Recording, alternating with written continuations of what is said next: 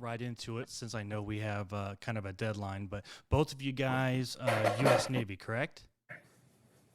That's Yeah. right. Yep. I was a submarine officer. This is Brian. I was a submarine officer, and Jeff was a combat surgeon with Naval Special Warfare. Okay. And how did you guys eventually meet up? How did you meet each other? He stalked me. It was really sad, really. It's almost Yeah. it's a I didn't have story. any It's a friends. I story needed of a friend. I've always wanted to have one friend, and now I have one friend. so I know that you do stuff with ITW and Thriller Fest and stuff. And this is not meant to be a plug for that organization, but it is anyway, just because of the reality of it. Every important person in our careers, probably those connections happen through ITW and Thriller Fest, and this is no exception. So Brian and I were debut authors the same year. Seems like yesterday, but I think it's about 150 years ago. Um, and we were in this debut class. I had my second book just coming out. He had his second book almost ready to come out. And so ITW does a really cool thing at Thriller Fest for everyone that has their first book out in the previous year. They have a special celebration and a breakfast, and they promote your books and they do signings. And so Brian and I were both going to be part of that. I'd never met before, and I am a very non-social person. I just don't really do the cocktail party, thing. I mean, I do it. I just don't like it. And so my wife will tell you that I was like this seventh grade boy sitting in the hotel room. I had the little program out, and I'm looking through all the pictures of people trying to find other veterans, because I'm like, okay, if I can find some other dudes that are like, or women who have served, at least I have something to talk to Hmm. about, right? And Brian was one of the people. He was Navy. He's submarine, so he was sort of down low on the list, but there he was. And sure enough, the opening cocktail party, I see him sitting by himself, with a little bit of food in his beard, crying. I had a tear going down his cheek because he was lonely. And I said, "Come on, Wendy, we got to, let's show some compassion." Is that how you remember, Brian? Right, and I think on your way over you tripped and fell, and I think everyone laughed at you if I remember in the whole room. But it was a great icebreaker for us because at least you were the center of attention, and that was important for us as a And you've been brand. saving me. You've been saving me ever since. I extended my hand down and I lifted you up. Yes, and there was like a little spotlight that came from heaven. You But, can so tell the we're point writers is, because we rewrite we're history. writing a This is what story we right do. now. Yeah. The point is, we became very good friends instantly. We were both Navy veterans, but more than that, we had similar hearts, not just for service and team and mission before self and all those things we talk about with our platform now.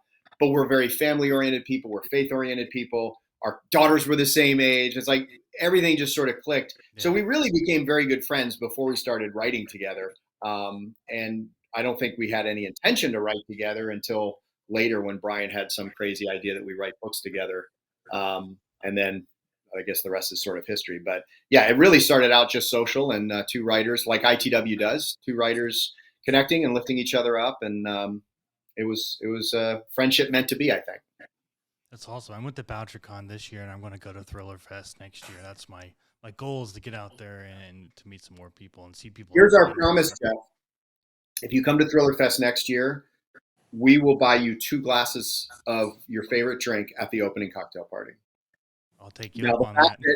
the fact that those first two drinks are free isn't why I'm saying to. Fair enough.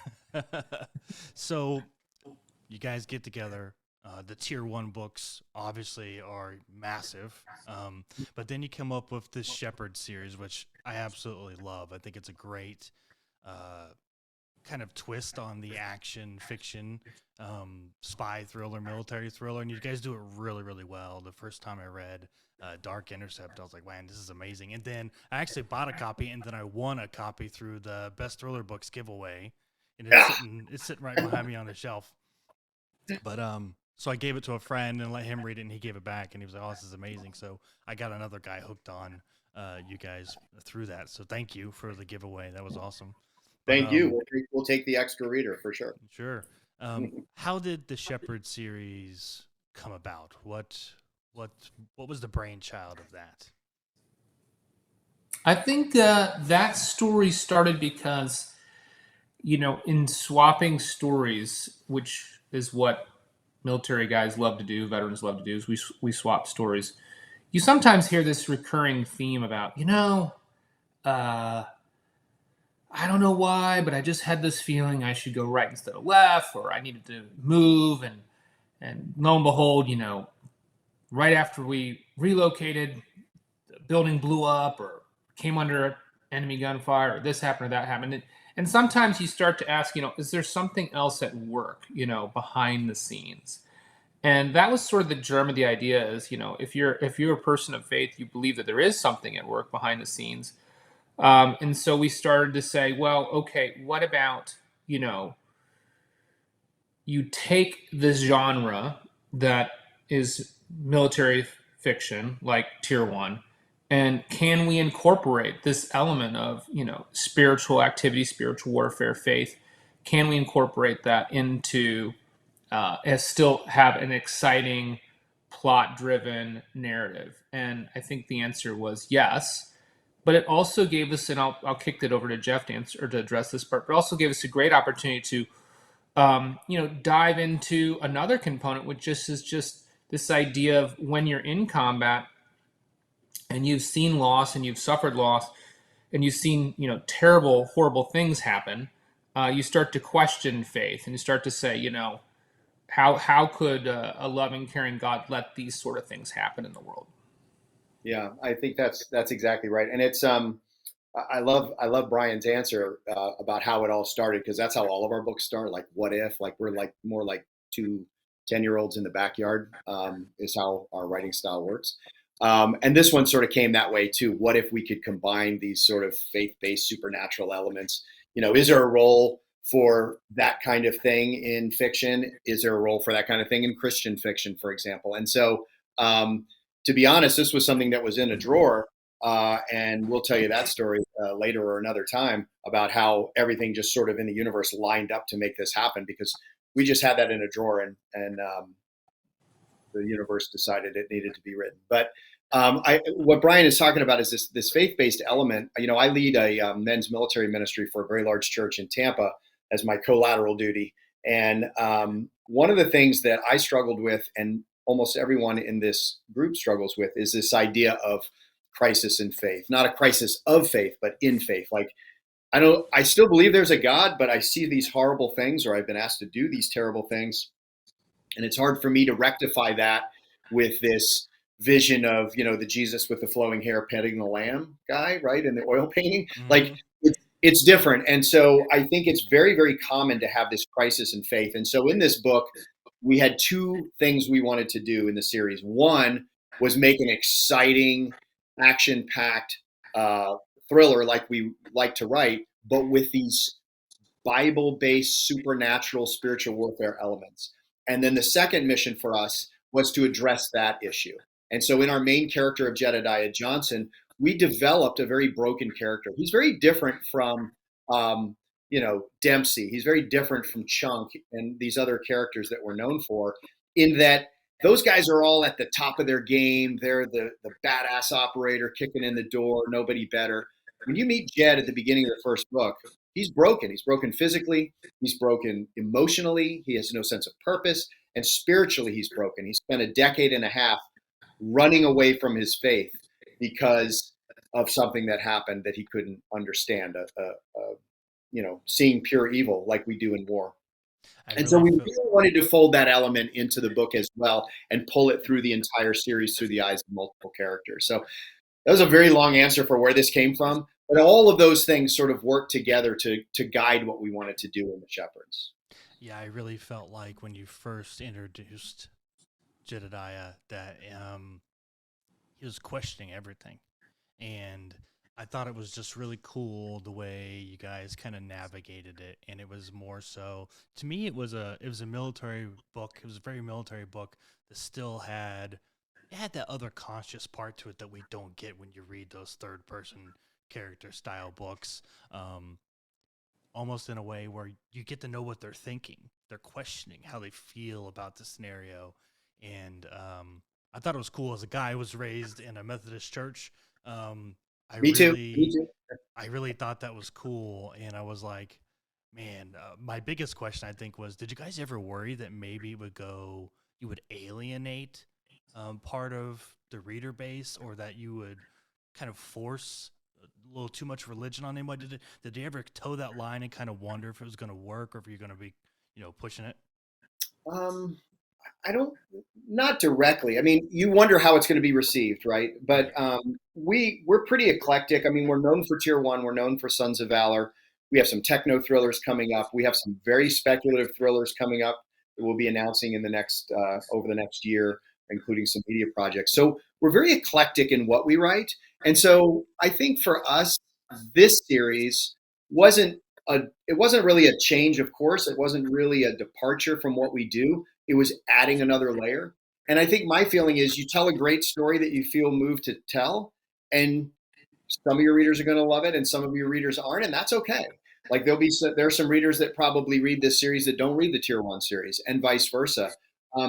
But for us, it's just about telling a good story, and so we don't worry quite as much as maybe some people about will our readers like it, will our readers not like it. If you don't like it, you don't have to read it. And we tried to find a balance. This, use the word religion. I don't really consider this to be a religious book, but I think that aspects of these questions that are asked in the book are questions every human asks. These are Hmm. part of the human experience. What is my purpose? Is there a God? If there is, what is his role in my life, in the universe? And everyone comes up with their own answer for that. But to act like the question isn't a natural one is a little artificial. And so to have the question asked by characters in a book, whether it's this one or our secular books, I think is normal and natural and part of good character development. And if, you read one of our bad guys who decides to blow up something and kill a lot of innocent people, well, you're not going to not read it because you don't like that. I don't like it either. That's what our character does. You don't have to agree with all of our characters to enjoy the story, I think. Oh yeah, absolutely. I totally agree. And when I gave Dark Intercept to a friend of mine, I didn't tell him anything about it. I didn't say, hey, this is faith based or anything like that. I just gave it to him and said, this book is awesome. And when he gave it back to me, he said, dude, that was badass. It was like I was there with them. And I was like, okay. So it was very impressive. Now let's go back to you said you had this basically in the corner in the shelf. Where'd you guys came up with it and shelved it? What happened? Well, first you have to understand we got about a dozen of those at any given time Sure. because we are maybe a little bit OCD and mixed with schizophrenia, if that's possible. So we always have, Brian and I spend so much time talking about what about this, what about this, what about this, and there's not time to write it all. It's got to get in the queue in the right time. So this one was one of a dozen ideas that were partially written and mapped out a little bit. And then Tyndale House actually approached us after meeting a very good friend of ours, Josh Hood, who you probably know, who writes the Treadstone series. He met someone from Tyndale, and they were looking for male action adventure kind of stuff to grow their readership. And he suggested they talk to us. So sort of out of the blue, when we were doing other things, we got this call from Josh, and he said, "Oh yeah, Tyndale might reach out to you." And I'm like, "Yeah, okay, sure they will." And 24 hours later, our agent called and said, "Yeah, Tyndale wants to get on a call with you." So it sort of literally fell out of the heavens and into our lap with the idea already in mind, and they loved the idea, and we took it from there. So That's awesome. So what's the writing process between the two of you like? I know what the writing process for me is like, and it's frustrating. Obviously, I don't have any hair anymore. Um, but what's it like balancing it and trying to get to a deadline between the two of you when there's ideas flowing, there's a central goal in mind? How do you get from A to Z? We start every book with a big brainstorming session. And like Jeff said, we usually start with the what if question. That's the foundation of every single novel. What if this happened? And that's the spark. And then from there, there's usually, okay, how do we get from the sort of what if question to a hook? There needs to be a hook then. And once we have those two things, then the book has some momentum. That big boulder that you're trying to push up the hill seems like it's gotten moving.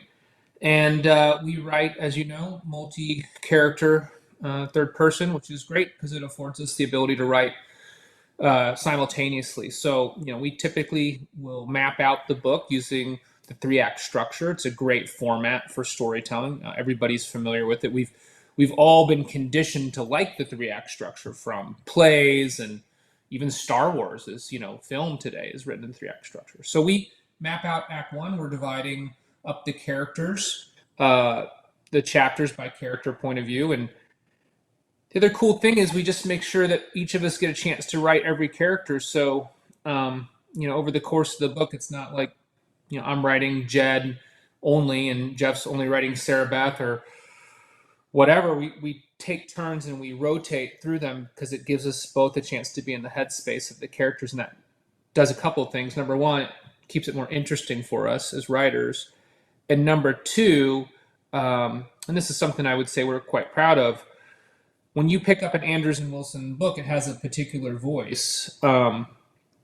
And that's the combination of the two of us. And it can't easily be replicated. If you read our solo works, you'll hear echoes of Andrews and Wilson in each of our individual work. But Andrews and Wilson is a specific, unique voice, and that is the combination of the two of our brains sort of getting in the headspace of these different characters. So I'm sure by now you guys are just absolutely in tune with each other, but what was it like early on kind of learning that? Was there a lot of road bumps? Was there a lot of disagreements, or was it very, very natural? I think there wasn't as many speed bumps as we expected there to be. Just not because we thought we wouldn't get along, but because writing together was something foreign to both of us, and it's not very common. And there's not a book you can get on that tells you here's the best way to do it. You got to sort of figure it out for yourself. I think one of the things that we did right was we started from the very beginning before we ever sat at a computer and started to write, and we brainstormed for probably a couple of weeks, right, Brian, about what our philosophy, what our business model was, what our creative model was, what we thought it would look like, what our expectations were. And so that reduced the amount of conflict to zero, really. I can't really think of ever having a true conflict in terms of the creative side or the business side. And so anybody that's thinking about co-authoring, I would tell you the most important thing you do is you establish all of that, be open, be honest, and get it all on the table. Make sure you're on the same page about what your business philosophy is, about what your creative philosophy is. And so as a result, it was pretty seamless. Now, you talked about then and now. There's definitely a difference in how we write because we did more outlining before. Neither one of us are big outliners when we write individually, but we were like, well, we got to have some sort of structure because we're, and so we probably were a little bit more obsessive about doing that now. To be honest, it sounds strange and maybe hard to believe, but we don't really outline now, even though we're writing simultaneously. But what we do is communicate constantly. Like on the average when we're writing, which now is all the time because we've bitten off so much, but during our writing day, an average writing day on a new project, we probably talk. How many times do you think we talk a day, Brian? I always pull a number. Three is the average, I would say. 3 is probably the average. When we're getting into like Act 3, we might talk 8 times a day. When we're brainstorming, it might be 1 or 2 times a day. But it's constant communication, because if you're not going to outline, you definitely better let the other guy know what you're doing so it doesn't mess up, because we do tend to let our characters and our relationship arcs drive the story. And so that's very kinetic. It's changing over time, and where we think we're going, we almost never go. So it requires constant communication, but not really any friction as long as you're on the same page. And, being military guys is a big help, Jeff, because that mission before self, team before self, that's sort of in our DNA after our years of service. And so it makes it very easy to put your ego aside and say, look, this is about the project. It's 2 of us. We bring strengths and weaknesses to the table. Let's balance each other and make the best book and the best story we can. When I was at BoucherCon, I got a chance to talk to Kyle Mills a lot, and he told me, he's like, I write a 25 to 30,000 word outline, and then I wake up one morning and I start writing on whatever chapter I want to start writing on. And I was like, really? Like out of order? He's like, yeah, totally. Just whatever I'm in the mood for, I just go for it. And I was like, wow, everybody truly does kind of have their own way of doing it, and it just whatever works for them. And if you ever read a Kyle Mills book, you'd have no idea that he writes it out of order like that, but because it's masterfully crafted. But it's cool to hear kind of how, especially you guys, there's not a lot of writing duos out there. So you kind of question like, how the heck does that even work? But you guys have obviously got it That was my figured question. When Brian suggested it, I asked that exact question in those exact same words. Well, how would that work? It's ridiculous. What are you talking about? So you mentioned the business. Let's talk just slightly about the business before we get into Darkfall. The business is something I don't think a lot of people think about when they're writing a book. They're thinking, I'm just going to write this book. I'm going to pitch it. I'm going to get an agent, go to one of the big five, or I'm going to get a publisher. And they just don't think about the business very much. And you mentioned that as a solid part of starting a relationship, not just with a co-writer, but with anybody once you get into this. What's maybe the biggest piece of advice each one of you would give to like a brand new writer like myself who's trying to get into this genre, that is maybe the most critically important in your eyes? I'll start, I guess. I think the most important piece of advice I would give is that you need to decide, why are you doing this? What is your goal? Because otherwise, the way that you approach the business of your writing is going to set you up for disappointment. Are you writing this book because it's a story that you need to tell and you just want it to be out there in the world? Are you writing this because you're trying to put a stake in the ground so that you can eventually become a full-time author? Are you trying to hit the New York Times bestseller list? Or are you looking for supplemental income, steady supplemental income? How fast can you write? So do you want to write a series? Do you want people to invest in a particular character over the long term? Or are you the type of person that just wants to write one different story after another? All these questions are things that are really annoying and hard to think about up front. But if you don't, you're really setting yourself up for disappointment and probably failure.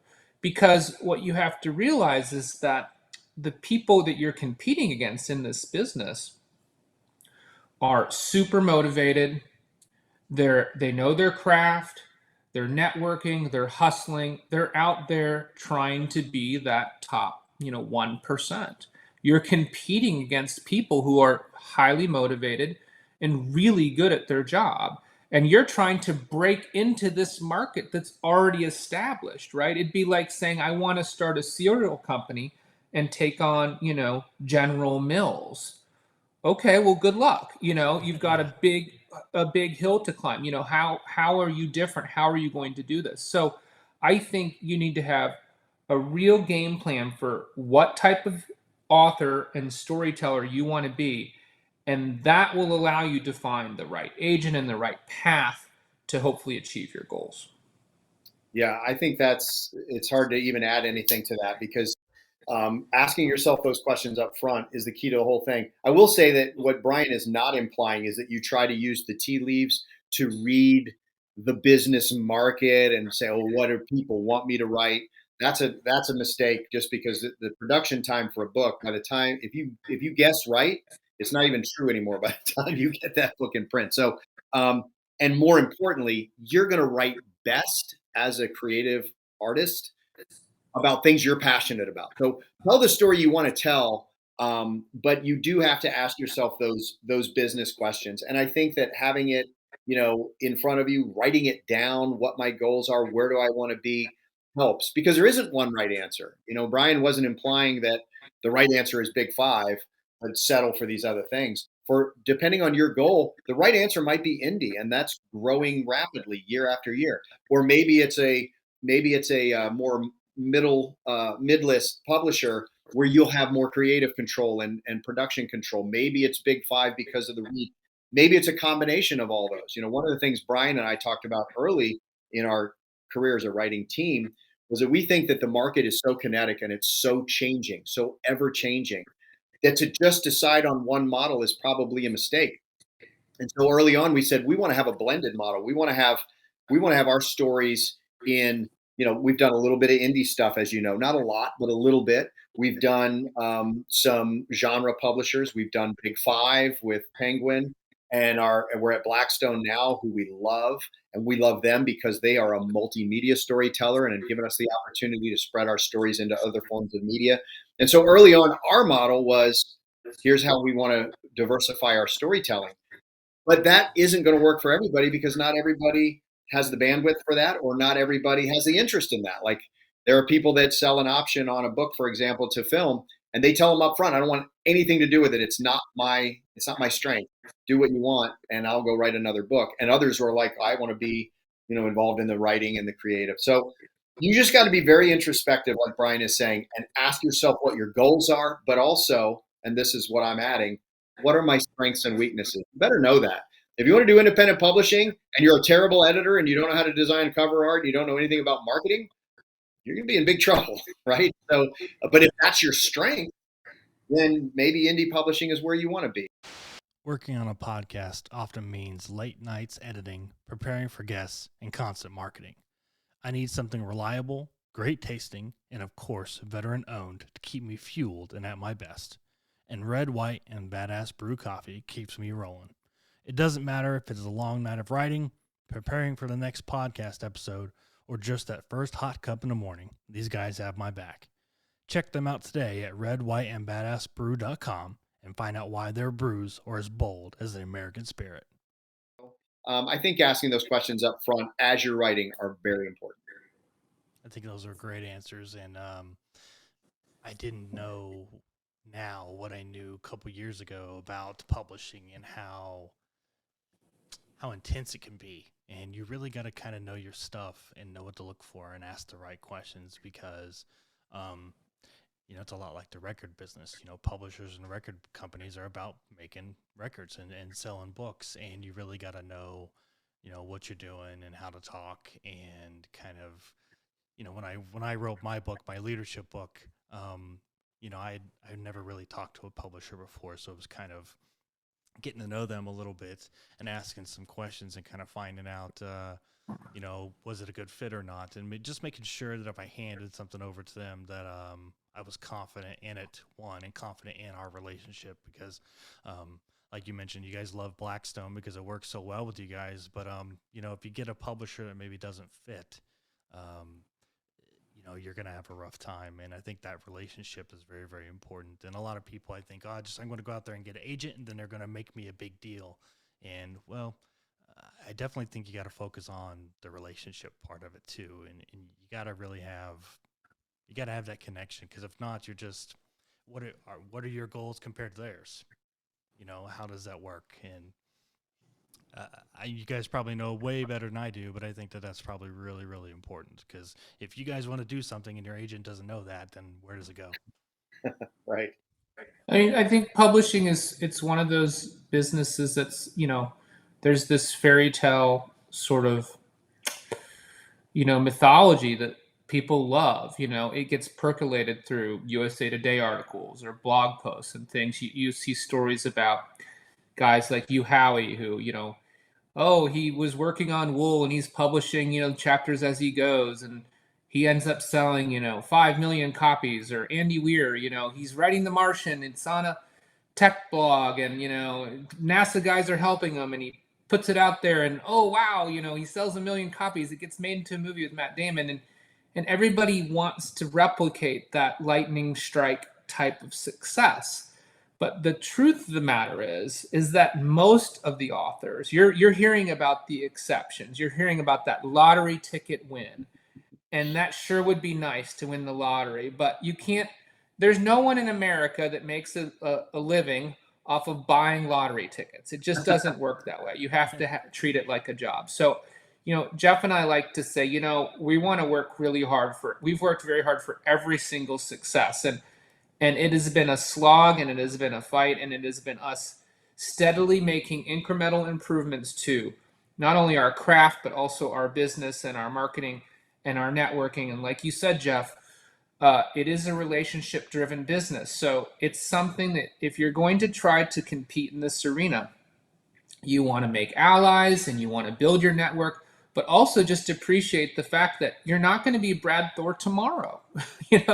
It takes time to build a readership and you have to deliver a really good product and you can't be disappointed or ready to quit, if your first book isn't some magical unicorn success, because for 99% of us, it is not. Yeah, we like to say we're the blue collar writers. Like we worked our way up one book at a time, one story at a time, and one reader at a time. The other side of Yeah. that relationship is that you need to understand that you're writing. First of all, what we write is entertainment, right? It's not, we're not changing the world. We hope that we do some good. We hope that we help people see the sacrifices that operators make and other people in the government. We hope that you see the sacrifice families make. We hope that we can make you answer some questions for yourself. But really, we're here to entertain you. And that means you are our client, right? We work for you. And if we don't take that attitude of, trying to have relationship through our work with our readers as much as our agents and our publishers, then we're also going to fail. And so we've taken that very seriously. We've tried very, very hard to respect our readers and respect, that relationship as well. It's not easy to do, but it's possible. So let's talk about Dark Fall, which is coming out November 8th, and it's the third in the Shepherd series. Really looking forward to it. Can't wait for it to hit the shelves. I got it pre-ordered, so I'll be watching the mailbox that day for sure. Did we not get you a copy before this? I'm embarrassed, Jeff. No, I don't think so. I got an arc of Dark Intercept Okay. beforehand, but no, I didn't get this one. That's okay. It makes the excitement all that more worth it for when it hits the mailbox that evening. So I'm going to read the synopsis off of it real quick. And so when a remote Peruvian village is reduced to ash in seconds, the shepherds face a horrific question. Is this the work of a man-made weapon of unthinkable power, or is God raining down judgment above, as some believe? So where did, what's without spoiling, no spoilers, where did the idea for this third one come from, and how did it kind of manifest? Oh, wow. I'm not sure where the idea came from, but one thing you have to understand about Andrews and Wilson, what Brian and I have always done is we tend to write these stories in we talked about 3-act structure. Each book has a 3-act structure, but our story arcs tend to have a 3-act structure over multiple books. And so in order to take Jed and in order to take Sarah Beth and all of the teammates that they build in Dark Intercept and Dark Angel to where we want them to go, it's hard to do that in a book. And so this third book, obviously we've contracted for an additional 3. There's going to be at least 6.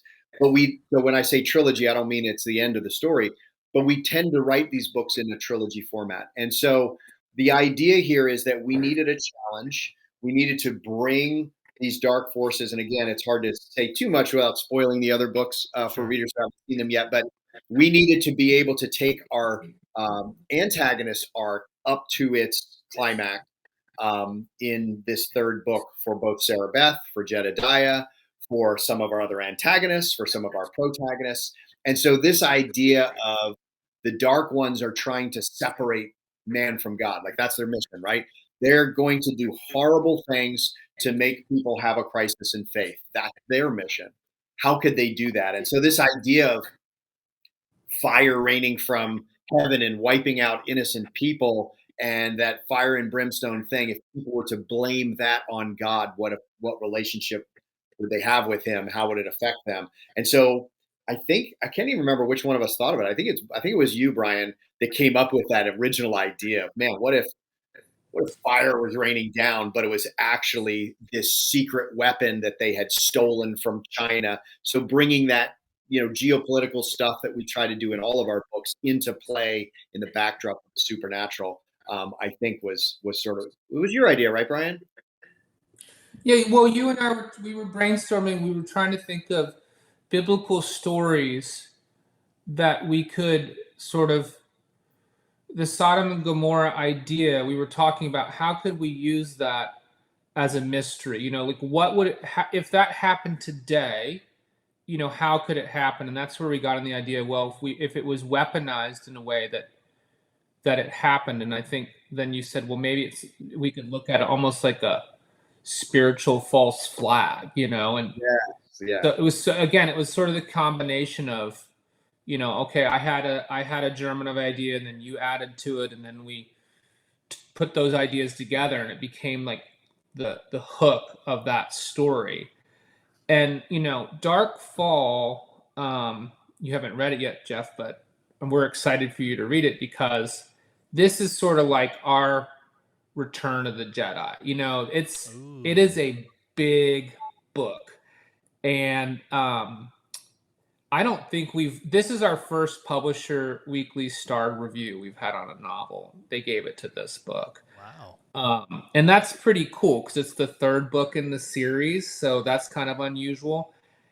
And I think as far as like emotional impact, and I even feel like I'm getting choked up even thinking about it, like the ending of this book is like the biggest victory but gut punch at the same time of anything we've ever written. So Yeah, I agree with that. There were parts of this book that were hard to write because you have to, and you're a writer, so you appreciate this. These characters are very real to us now. By the time we get to a second book and especially a third book, these are like friends and family. Right. And we do some horrible things to these people. I mean, you think about tier one and some of the things we've done to poor Dempsey. But it was emotional. I remember that feeling too, Brian. It was emotional writing some of this stuff. Your eyes were wet while you were writing these things. There was a lot of passion and emotion. But we have always, in all of our books, we write very character and relationship driven stories, which is a little unusual in our genre, I guess. Not that some people don't do it well. In addition to us, there's many people that do. But for us, that's always been the focus. And I think it's one thing that makes us a little bit different. But in this book, I agree with Brian. We took it to a whole different level. I think there's going to be a lot of questions answered for people that are waiting for the third book. But I also think there's going to be a lot of emotion for people. And I think the other thing that's so exciting for us about this series is, there's this whole, it's two people's stories, really. It's Jed's story, but it's Sarah Beth's life too. So we have two different age groups. You've got the shepherds, and then you've got the watchers. And, it's a family metaphor, right? It's the idea of the parents taking care of the kids, but sometimes your kids teach you lessons that, maybe you've forgotten, or you've become so jaded or cynical or so smart as an adult that you fail to recognize the obvious now. And so, like, as a father of three daughters, I'm constantly reminded of, I don't know everything, and they perceive the world differently than I do, and they constantly are reminding me of that. And so that's kind of what's happening in the series is, metaphorically, the watchers are the children in our lives, and the shepherds are like the shepherds. They're like the parents. And so this is not something that we see in our reviews, Jeff. I feel like it's so important for us, but I wonder if other people are picking up on this. I sometimes wonder. It's a good question. Yeah, I think sometimes you don't know. I think a reader likes it and they feel moved by it, and maybe they don't spend the time introspecting to suss out the metaphors and stuff like that. So they may know it without knowing it, I guess. But yeah, that metaphor of, look, in my household, I learn way more from my amazing children than I ever teach at this point in their lives. So that is definitely something that came very organically into this story. And I have to say, the covers are amazing, and they just Right? keep getting better. Like the first one was excellent, and then the second one, I was like, ooh. And then, of course, with Darkfall, I'm like, man, you guys are nailing it with the covers. Absolutely nailing it. I mean, oh my gosh. Yeah. It's one of our favorite covers ever, for sure. It's really good. How did the process of that kind of get into, how did you conceptualize what you wanted to see in a cover without going too tactical, too military, like by keeping the essence of what it was about? Yeah. So we're very blessed in that all of our publishers, Tyndale, Blackstone, Thomas and Mercer, when we were there, Penguin, they've all allowed us the opportunity to be involved in this. Brian is the expert, I will say. He's way better at this part. We are fortunate that we've had amazing cover artists. This is not our cover, but what we do is we provide them with a mood board. I don't know if all writers do that, but Brian is really good at this. He'll put together images and a mood board with bullets of what we're trying to achieve with that mood board. And then we give it to them. And sometimes it requires a lot of tweaking for everyone to be happy. These covers, I think we made fewer changes and recommendations for changes on these covers than any books we've ever done. Yeah. No, our cover artist is really, really talented. Amazing. And, you know, if you think about it, what an amazing skill, because it's not like they have the time to read every single book, right? And so, you know, they have to read the synopsis and read sample chapters. And I think that's why, you know, we like to use the mood board, because we recognize that professionally they can't read 400-page novel for every single cover. They have a queue of covers they have to do. But at the same time, it's very important for them to somehow get the ethos of the character and the setting. And like you said, Jeff, like that Dark Intercept cover, I'm staring at I framed that one. It's in my office. I'm looking at it right now. And it's just like, it captures everything that's happening in that book for Jed. And that's phenomenal that people can do that. Yeah, it's definitely an art, because the cover could make or break whether someone picks it up. I mean, it's so important. That soul image is so incredibly important, and if it doesn't say what it needs to say, it's the difference between somebody picking it up and maybe changing their life and not reading it at all. And I think that's you guys have hit home runs with every book, but these are I really, really love these. They definitely make me I want to read it again. You know, I definitely want to read them again, because they're that good looking. I will say, Jeff, just one last thing on the cover. I want to make sure people understand how we feel about this. Just like driving a submarine, just like deploying with a SEAL team, this is a team sport, and you have to have a team that you trust and that you value. And we have been so fortunate to have been partnered with editors, line editors, cover artists, you know, front and back matter writers, that we just have an impeccable teams. And it's not a reflection on us. It's a reflection on those teams and the amazing things that they bring, and us being able to trust them to do that. So it's a team sport, publishing, for sure. Absolutely. So I know you guys you got a lot going on right now, and I want to ask one more big question before I let you go. And what does 2023 have in store? If you can briefly kind of put that into a couple sentences. Oh, I'm excited. I'll take a stab at this, because this is a big year for us. We kick it off with Tier 1 Book 7. The title of that book is Dempsey. And I think the title sort of says it all. You know, Dempsey's back. It's really just a deep dive on him and this impossible mission that he's been asked to execute. And, you know, we had to step away from Tier 1 for a little while, because we were standing up Shepherds and the Sons of Valor series. And I know that was sort of rough for the fans to have this like 2.5-year wait between book 6 and 7. But I think it's worth it. I think the wait is worth it, because number one, I think we weren't quite ready to tell the story of book 7. We needed some time to think about that. And you're going to end up being happy that we did, because I think it really fits with the political zeitgeist that we're dealing with right now. And then after that, Jeff, what's on tap after that? Oh my gosh. So we have that. We have the next Sons of Valor book coming out in June. We have our first of our techno thriller series called Sandbox, which we're super excited about. That comes out in the fall. We're going to be, right now writing book 4 in the Shepherd series, which will come out late in the year, early the following year. And then I wish we could give more detail, but we have several very exciting media announcements coming up literally in the next couple of weeks.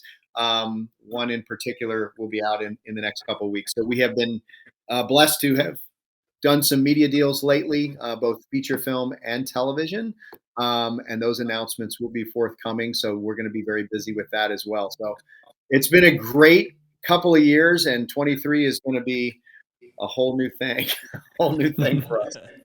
So now we just have to make time to get it all done. All right, last question, guys, and I'll let you get back to your day. Where can they find out if fans want to find out more, where can they go? Social media, website, etc. Yeah, everything can be linked through our website, andrews-wilson.com, andrews-wilson.com.